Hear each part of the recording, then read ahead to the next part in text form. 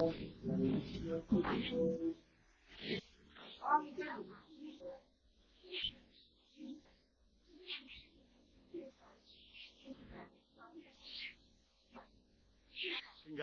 He's a I respect it though because I'm he's just very gonna fucking die, bro.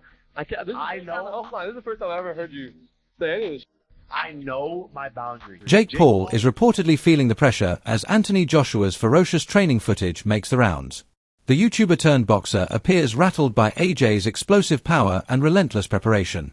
With rumors of a potential clash between the two gaining serious momentum, talk of a Paul versus Joshua showdown is now in overdrive. Here last week, and he's open to the fight. Any developments on that? Lots. I mean, this bizarre world that we live in. I think Jake Paul is absolute front runner to fight Anthony Joshua next. I'm here in New York for meetings about that fight. There's an open dialogue between myself and Keisa and MVP. I don't know what to tell you, Bridget, other than it's mental.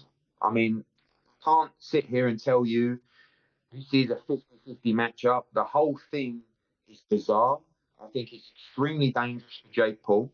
I've got the general feedback is boxing world saying, please, AJ, go in and evaporate this young man from the boxing world so we can all get on as normal.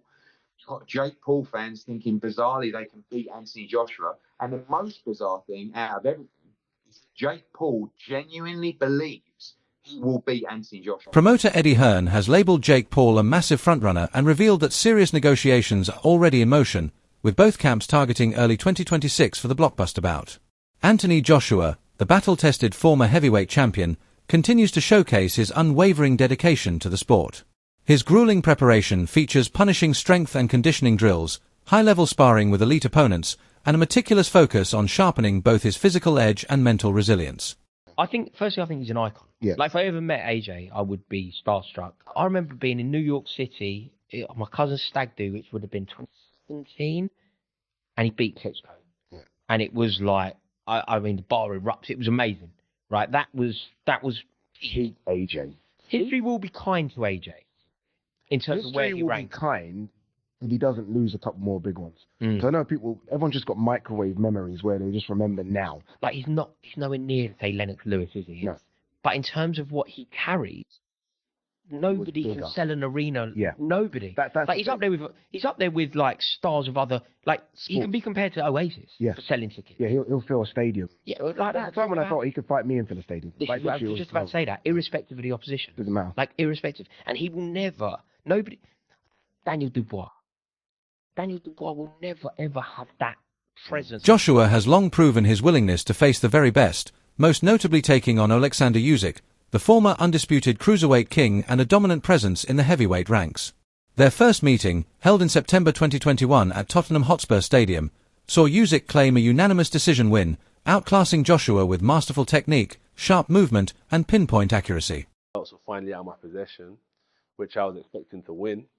It just kind of tore me apart, and that's raw emotion live on your screen. Obviously, looking back, could I have dealt with things better? Yeah, of course, but at the time that wasn't the priority. It was just outpour of emotion. There are so many athletes we're seeing across gymnastics, cricket, rugby and football that have taken time out of their sport to deal with their mental health before coming back in. Yeah. Do you at any point in that period think, I need to take an extended break away from boxing before coming back in? It wasn't the fact I needed to take a break. You know what it was? I actually watched a lot of like fighters, they've taken time out of the game for those reasons as well. And I think, okay, if they've done it, I should be doing it. But I got to look at myself as an individual. And what it is, I feel like if I take time out, I'm letting everyone catch up. While Jake Paul has displayed impressive athleticism and a commendable work ethic, his ring experience remains limited compared to battle-hardened veterans like Joshua. Paul's training camps, though intense, have largely centered on boosting endurance and honing fundamental boxing skills, rather than navigating the deep tactical demands of facing elite-level opposition. While Jake Paul has displayed impressive athleticism and a commendable work ethic, his ring experience remains limited compared to battle-hardened veterans like Joshua. Paul's training camps, though intense, have largely centered on boosting endurance and honing fundamental boxing skills, rather than navigating the deep tactical demands of facing elite-level opposition. Punch each other and like elbow, like he was on the ground, I was like kneeing him in the face. So you get fighting your sibling to a whole nother level. Training wrestling is so hard. Yeah. Dana has always been close to my family because of my dad. Then he's like texting Daniel Cormier and like, hey, like Bellemere needs to go to college. Where should you go? I was literally cage side sitting next to Nana. The arena, like I literally like get goosebumps sometimes, like thinking of it. I've never heard an arena so loud. Like my last fight, I broke the girl's arm in the first round, like minute something. Complete snap, like ripped every ligament in her elbow.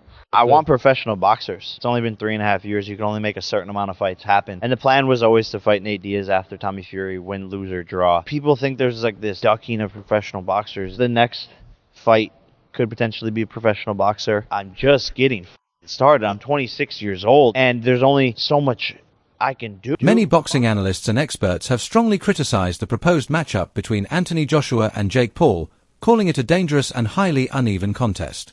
Prominent voices, including Eddie Hearn, have cautioned that the fight could put Paul at serious risk due to the massive gulf in skill and experience between the two.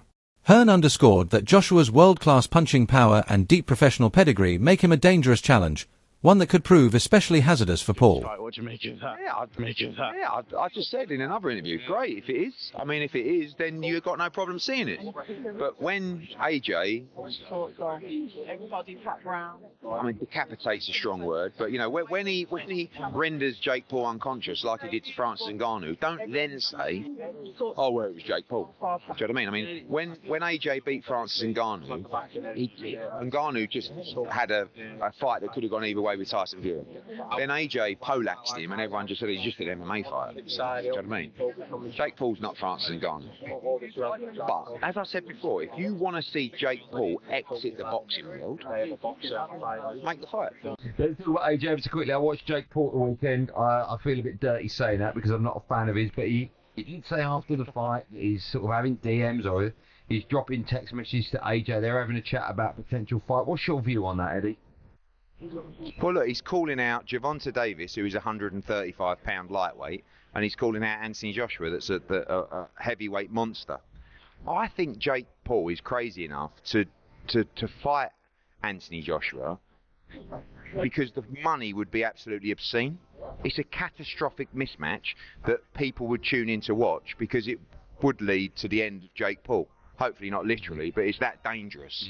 That, you know, it's a fight that I don't think should really happen, if I'm honest. I would say about Jake Paul, and I've said this in a couple of interviews today, I do think you start after giving him a margin of respect. You know, I think this guy is going through the motions, he's putting the hard spars in. He just went 10 rounds with, yes, a washed-up fighter, but a former world champion that did train for that fight. But they're very clever in terms of the opponents that they pick. They're not going to gamble unless the money's out of control. And it wouldn't surprise me if Jake Paul, wanted to move forward with an Anthony Joshua fight. Honestly, AJ's coming tonight. He's not exactly looking at Jake Paul going, oh, that's my dream opponent. Would he go in there and give him a hiding for, you know, a massive chunk of money? Probably. I'd be saying, yeah, go on. I'd like The growing chatter over a potential Anthony Joshua versus Jake Paul showdown has sparked outrage among boxing pundits, who have branded the idea as reckless, foolish, and dangerously extreme. Critics point to the stark gap in experience and power, arguing that the bout isn't merely ill-advised but verges on outright irresponsibility. While the commercial appeal is hard to deny, many warn that the looming risks to Paul's health and the sport's credibility make the fight seem less like a legitimate contest and more like a high-stakes stunt. There's talks, obviously you're from a traditional side of boxing. The talks of maybe an Anthony Joshua Jake Paul matchup. What do you make of that? Joke. It's just money in it. It's just for money. Because he'll get absolutely pulverised by Big Joshua.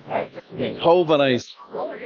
Tony Bellew, never one to hold back, slammed the idea of an Anthony Joshua versus Jake Paul fight, labelling it absolutely, dangerously insane.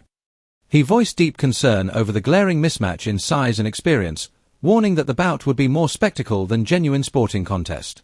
Bellew went further, suggesting that a far more credible and safer opponent for Joshua would be Canelo Alvarez, making it clear he was uncomfortable with even entertaining the notion of Paul as a legitimate challenger, calling the whole idea another level of absurdity. This is a really dangerous. He ain't fighting a granddad. He isn't fighting a grandfather. It's absolute lunacy. It's insane. It's dangerously insane. Is right. And I never thought I'd say that in my lifetime, but because he says some crazy shit. But he probably could knock him out with his bell end. In the ring, It's just playing a clubs, growth mismatch. Yeah.